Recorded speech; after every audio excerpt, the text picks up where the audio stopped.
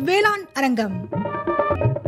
பால் கசக்கும் நேர்முகம். ஒரத்தநாடு கால்நடை மருத்துவக் கல்லூரி ஆராய்ச்சி நிலைய உதவி பேராசிரியர் முனைவர் ஏ இளமாறன் அவர்களை அண்மையில் நமது நிலையத்திற்கு அழைத்து பேசினோம்.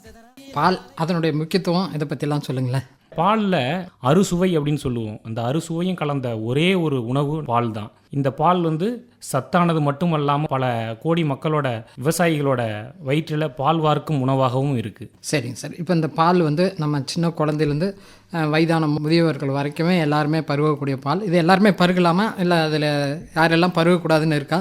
பால் அவசியம் பருக வேண்டியது. அதுவும் இந்தியா போன்ற மிகுந்த மக்கள் தொகையுடைய நாடுகளில் நம்ம அனைவரும் அந்த புரதச்சத்தை நிவர்த்தி செய்யணும்னா அவசியம் பருக வேண்டும். நவீன காலங்களில் ஒரு சில சர்ச்சைக்குரிய விஷயங்கள் இருக்குது. அதாவது பால் பருக வேணாம், இயற்கையாகவே இது பசுக்களுக்கான உணவு அப்படின்னு நம்ம சொல்கிறது உண்டு. ஆனால் இந்தியாவோட சூழலில் நம்ம பசுக்களுக்கு போகத்தான் இந்த பாலை பருகிறோம். அதே மாதிரி என்னென்னா அந்த பாலை நம்ம பருகும் பொழுது ஒரு சில பேருக்கு லாக்டோஸ் இன்டாலரன்ஸ் அப்படிம்பாங்க. அதாவது என்னென்னா அந்த பாலில் உள்ள லாக்டோஸை செரிக்கும் தன்மை இல்லாதது. அந்த குறைபாடு இருக்கிறவங்க மட்டும் என்னென்னா அவங்களுக்கு இயல்பாகவே தெரியும். நம்ம ஒரு தடவை 2 தடவை சாப்பிட்டோம்னா நமக்கு வாந்தி பேதிலாம் வரும். அவங்க இயல்பாகவே அவங்க இந்த பாலை தவிர்த்துருவாங்க. அதை தவிர்த்து மீதமுள்ள 98% மக்கள் நிச்சயம் அந்த பாலை பருகணும். நம்ம பாலை பருகிறது நம்மளுடைய சத்துக்கு மட்டும் கிடையாது, நம்மளை சார்ந்து இருக்கிற விவசாயிகளுக்கும் ஒரு பொருளாதாரத்தை நம்ம கொடுக்குறோங்கிறத மறைமுகமாக மனசில் நினைவு வச்சுக்கணும். சரிங்க சார். இப்போ இந்த பால் கசக்குது அப்படின்னு சொல்கிறாங்க, அது உண்மையாலுமே அதுக்கு அது என்ன காரணம்? அதாவது பால் கசக்குதுங்கிறது என்னென்னா பால் பேசுது அப்படின்னு தான் நம்ம பொருள் எடுத்துக்கணும். அதாவது பசுவால் பேச முடியாது, பட் ஆனால் பசுவோட பால் பேசும். எப்படி பேசும் அப்படின்னு பார்த்தீங்கன்னா, ஒரு பசுவோட பால் மனம் மாறுது அப்படின்னா என்னென்னா பசு ஏதோ ஒரு பாதிப்புக்குள்ளாக இருக்குன்னு அர்த்தம். அதாவது என்னென்னா அந்த பசுவுக்கு ஒரு உடல் வலியோ இல்லை வேறு ஏதாவது ஒரு மருந்து நம்ம கொடுத்து அது ஒவ்வாமையோ இல்லை அது சாப்பிட்ட தாவரங்கள் மூலமாக அதுக்கு ஏதாவது ஒரு பாதிப்போ ஏதோ ஒன்று ஏற்படுத்தியிருக்கோம். அதனுடைய மாற்றம் தான், அதனுடைய வெளிப்பாடு தான் பாலில் அது வெளியில் தெரியும். அந்த பசுக்கிட்ட இருக்கிற அந்த முகத்தில் இருக்கிற சோர்வு அது என்னென்னா அந்த பாலில் பேசும். அதன் மூலமாக பாலை கொண்டே என்னென்னா அந்த பசுவோட உடல்நிலையை சீராக நம்ம கண்காணிக்க முடியும். சரி, இப்போ இது கசப்பு பால் அப்படிங்கிறது நம்ம பருகும்போது தெரிஞ்சிடும் இல்லையா? நிச்சயமாக சார். அதாவது பால் பருகும் பொழுது அந்த கசப்பான பாலாக இருந்ததுன்னா, அதாவது கசப்பான பால் அப்படின்னா என்னென்னா மனமோ அல்லது சுவையோ அல்லது என்னென்னா அதற்குள்ளாக இருக்கிற புரதங்களோ கொஞ்சம் கெட்டுப்போன நிலையில் இருக்கிற பால் அப்படின்னு நம்ம பொருள் எடுத்துக்கலாம். இந்த பால் கசப்பதற்கு நிறைய காரணங்கள் இருக்குது சார். என்னென்ன காரணம்? முதல் காரணம், ஒழுங்காக பாலை பராமரிக்காததால் பாக்டீரியாக்கள் அந்த பால் கெட்டு போகிறது. அது ஒரு முக்கியமான காரணம். அதாவது என்னென்னா பாலை நம்ம அதாவது சில்லிங் சென்டர் குளிரூட்டும் நிலையத்திலேயோ அல்லது ஃப்ரிட்ஜ் டெம்பரேச்சர்லையோ அல்லது உடனே நம்ம காய்ச்சாமலோ வச்சுருந்தோம்னா நம்ம கேடு விளைவிக்கும் பாக்டீரியாக்கள் வளர்ந்து அது என்னென்னா பாலை கசப்புத்தன்மையுடையதாக மாற்றிடுது. அது ஒரு காரணம் சார். இன்னும் ஒன்று என்னென்னா மாஸ்டைட்டிஸ், அதாவது மடி நோய். அந்த மடி நோய்ங்கிறது என்னன்னு பார்த்தீங்கன்னா, அந்த பசுக்களோட மடி என்னென்னா ரொம்ப வீங்கி, அதாவது நம்ம மடியில் கையவே வைக்க முடியாது, அந்தளவு அது வலியை வெளிப்படுத்தும். ஒரு சில மாடுகள் என்னென்னா மடி நோயால் முழுமையாக பாதிக்கப்பட்டிருக்காது, ஆனால் என்னென்னா பால் மட்டும் கொஞ்சம் லைட்டாக அப்படியே திரிஞ்ச மாதிரி வந்துக்கிட்டு இருக்கும். இந்த மாதிரி விஷயங்கள்லாம் எதனால் மெயினாக ஏற்படுதுன்னா, அதாவது மாட்டை சுத்தமாக வச்சுக்கிறது கிடையாது, மாடுகளை சுற்றி இருக்கிற அந்த சூழலை நம்ம சுத்தமாக வச்சுக்கிறது கிடையாது. நீங்கள் ஒரு அசுத்தமான சூழலில் டெய்லி மாட்டு கொட்டகையை நம்ம கழுவுலனாலோ ரொம்ப சேரும் சகதியமாக வச்சுருந்தோம்னாலோ நிச்சயமாக நீங்கள் யோசிச்சு பாருங்கள், அந்த மாடு 24 மணி நேரமும் நின்றுக்கிட்டு இருக்க போகிறது கிடையாது. அது பெரும்பாலான சமயங்களில் அமர்ந்தபடி தான் ஓய்வு எடுக்கும். அமர்ந்தபடி ஓய்வு எடுக்கும்போது அந்த மடியானது என்னென்னா அந்த அழுக்கான தரைகளில் தொடர்ந்து தொடர்பில் இருக்கிறதால அங்கேருந்து இந்த கேடு விளைவிக்கும் பாக்டீரியாக்கள் எல்லாம் அந்த மடி வழியாக காம்பு வழியாக உள்ளே போய் பாலை கெடுத்துருது. இதன் மூலமாக என்னென்னா மடியில் உள்ள அந்த செல்கள் இருக்குது இல்லையா, அந்த செல்கள்லாம் நோய் தொற்றுக்கு ஆளாகி மடி செல்கள் தான் என்னென்னா பாலை உற்பத்தி செய்கிறது. அந்த உற்பத்தியாகிற பாலை என்னென்னா கொஞ்சம் கெட்டுப்போன தன்மையுடைய பாலாக மாற்றிடுது. இது ஒரு காரணம் சார். அதாவது முதல் காரணம் பாலை நம்ம சரியாக வச்சுக்காதது. அடுத்தபடியாக என்னென்னா நமக்கு மடிநோய் அப்படிங்கிற அந்த மாட்டுக்கு வர்ற வியாதி.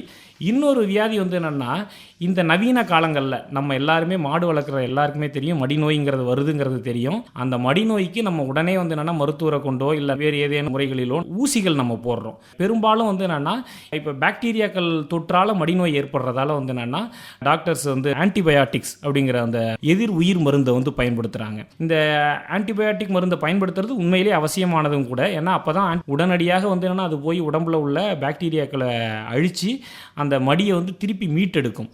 இதில் நம்ம ஒரு முக்கியமான செய்தி வந்து என்னென்னா, மடிநோய் வந்துட்டா நம்ம அவசியம் வந்து சிகிச்சை அளித்து மடியை வந்து திருப்பி பழைய நிலைமைக்கு கொண்டு வரணும். நம்ம வந்து சிகிச்சை அளிக்காமல் விட்டுட்டோம்னா மடி வந்து கல் மாதிரி மாறி போயிடும்.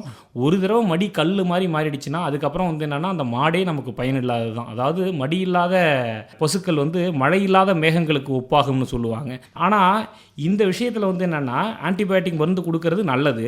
அந்த ஆன்டிபயோட்டிக் மருந்து கொடுக்கும் பொழுது நமக்கு வந்து அதில் இன்னொரு தொழில்நுட்பமான ஒரு வரி வந்து என்னென்னா, வித்ட்ரால் பீரியட் அப்படிங்கிறாங்க. அதாவது பசுக்களோட உடம்புல மருந்தை செலுத்தின பிறகு அது உடம்புல இருந்து வந்து முழுதாக வெளியேறும் கால அளவு. அதாவது கிட்டத்தட்ட வந்து என்னென்னா, எந்த ஆன்டிபயோட்டிக் நம்ம கொடுத்தாலும் அது இப்போ நம்ம ஒரு மாட்டுக்கு இன்றைக்கி வந்து மடிநோய் வந்து நம்ம சந்தேகப்பட்டு இன்றைக்கி கொடுக்குறோம்னா அடுத்த 3 நாளைக்கு அந்த மருந்தோட எச்சங்கள் வந்து பால் வழியாகவோ சிறுநீர் வழியாகவோ வியர்வை வழியாகவோ வெளியேறிக்கிட்டே இருக்கும். இன்றைக்கி சிகிச்சை அளித்த பிறகு வந்து என்னென்னா உடனே அன்னைக்கு சாயந்தரமே நம்ம அந்த பாலை கறந்து அந்த பாலை நம்ம சாப்பிட்டோம்னா அந்த பால் கொஞ்சம் சுவை மாறி இருக்கும். பெரும்பாலும் ஒரு முக்கியமான ஆன்டிபயோட்டிக் என்னென்னா டெட்ராசைக்ளின்கிற ஆன்டிபயோட்டிக். அந்த மருந்தெல்லாம் நம்ம மருத்துவர்கள் பயன்படுத்தும் பொழுது நம்ம 3 நாளைக்கு ரொம்ப கவனமாக இருக்கணும். அதை மீறி நம்ம பயன்படுத்திட்டோம்னா அன்னைக்கு சாயந்தரமே வந்து என்னென்னா பால் வந்து கொஞ்சம் கசப்புத்தன்மையுடையதாக இருக்கும். இதில் இன்னொரு முக்கியமான விஷயம் வந்து என்னென்னா, இந்த ஆன்டிபயோட்டிக் மருந்து பயன்படுத்துகிற பாலை நம்ம குடிக்கிறதன் மூலமாக மருந்து எதிர்ப்பு தன்மைங்கிறது வந்து என்னென்னா மாடுகளில் மட்டும் இல்லாமல் நமக்கும் வருது. அதாவது நம்ம எல்லாருமே கவனத்தில் கொள்ள வேண்டிய ஒரு முக்கியமான விஷயம் வந்து என்னென்னா, ஆடு மாடுகளுக்கு பயன்படுத்தப்படும் அதே ஆன்டிபயோட்டிக் மருந்துகளை தான் மனிதர்களுக்கும் பயன்படுத்துகிறாங்க.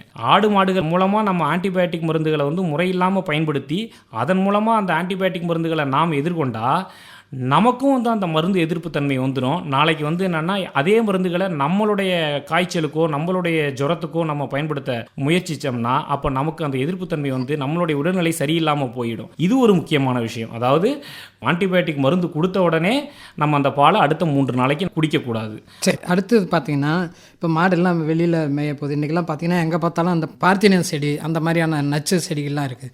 அதை தெரியாத சாப்பிட்றது அதனுடைய தாக்கமாக அந்த பாலில் கலந்து வருமா?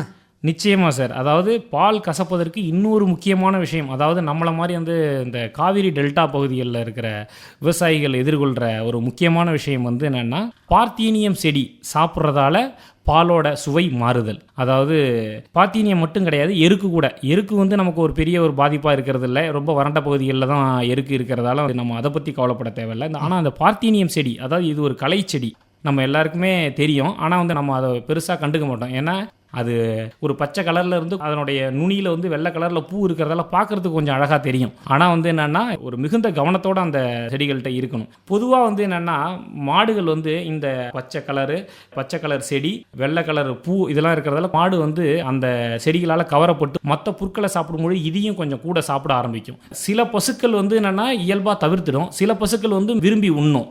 அப்படி உண்ற பசுக்களில் ஒரு 3 நாளைக்கு தொடர்ந்து இந்த பார்த்தீனியம் செடிகளை அதிகமாக சாப்பிட்டுச்சுன்னா என்ன ஆகும்னா அந்த மாடு கொடுக்குற பாலானது வந்து என்னென்னா கசப்புத்தன்மை உடையதாக மாறிடும். இதில் வந்து என்னென்னா பால் கெட்டு போகலை.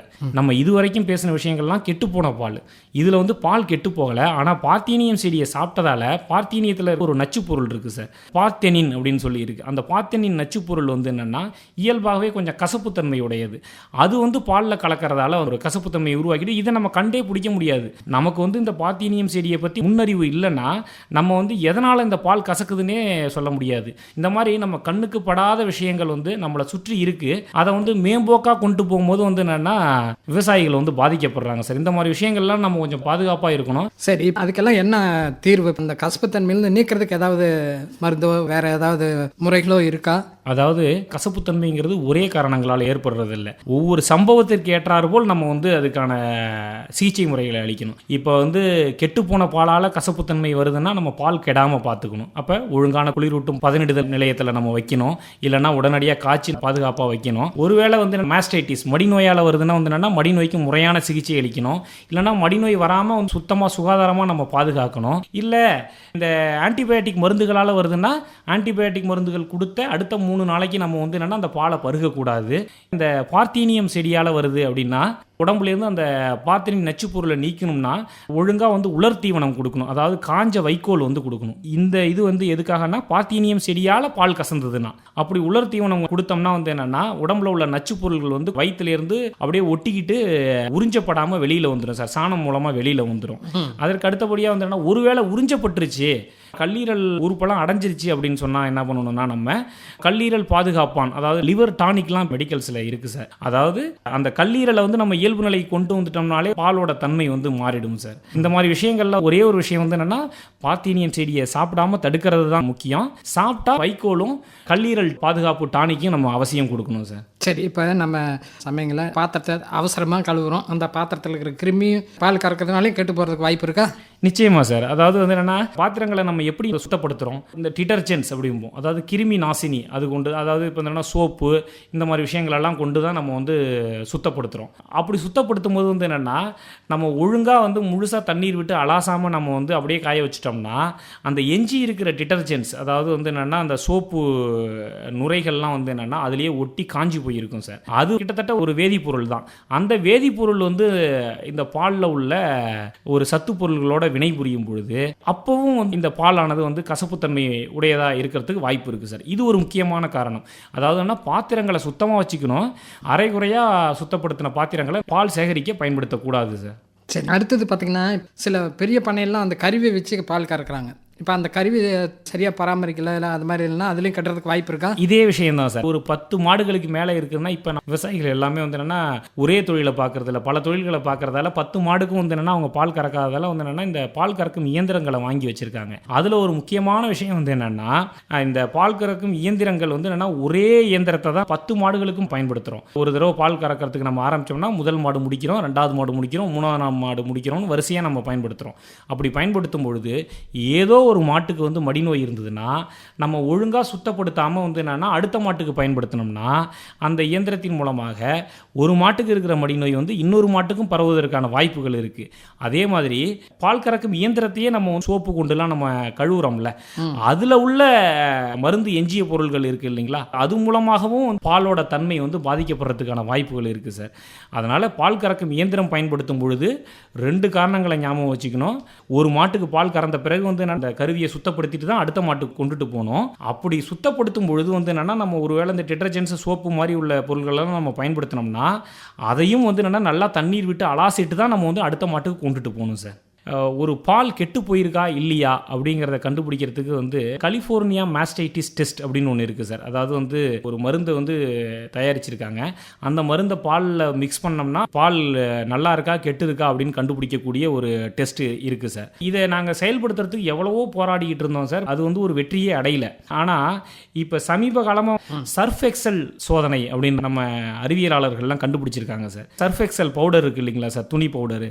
இந்த சர்ஃப் எக்ஸல் துணி பவுடர் 1% நீர்த்த கரைசல், அதாவது வந்து என்னன்னா 1 லிட்டர் தண்ணியில வந்து 1 கிராம் நம்ம போட்டுக்கலாம் சார். அது கூட வந்து என்னன்னா நம்ம எந்த பாலை சந்தேகப்படுறோமோ அந்த பாலை இந்த சர்ஃப் எக்ஸல் நீர்த்த கரைசலோட வந்து சேர்த்து மிக்ஸ் பண்ணிட்டு கொஞ்ச நேரம் நம்ம வந்து குலுக்கணும்னா பால் அதே மாதிரி திரவ நிலையிலே இருந்ததுன்னா பால் கெட்டு போகலை சார். பால் வந்து கொஞ்சம் கூழ்ம நிலையோ இல்லை ஜெல் மாதிரியோ மாறிடுச்சுன்னா வந்து என்னன்னா பால் கெட்டு போயிடுச்சு சார். சரி, பால் கசக்குது அப்படிங்கிறதுக்கு இவ்வளோ காரணங்கள்லாம் சொன்னீங்க. இப்போ இது சம்மந்தமாக அதை கேட்டுட்டு இருக்கிற நேயர்கள் வந்து உங்களை தொடர்பு கொள்ளணும்னு நினைப்பாங்க. அவங்களுக்கு உங்களுடைய தொலைபேசி என்ன சொல்லுங்களேன். 9962217374. நன்றி. பசியடங்க தீனி போட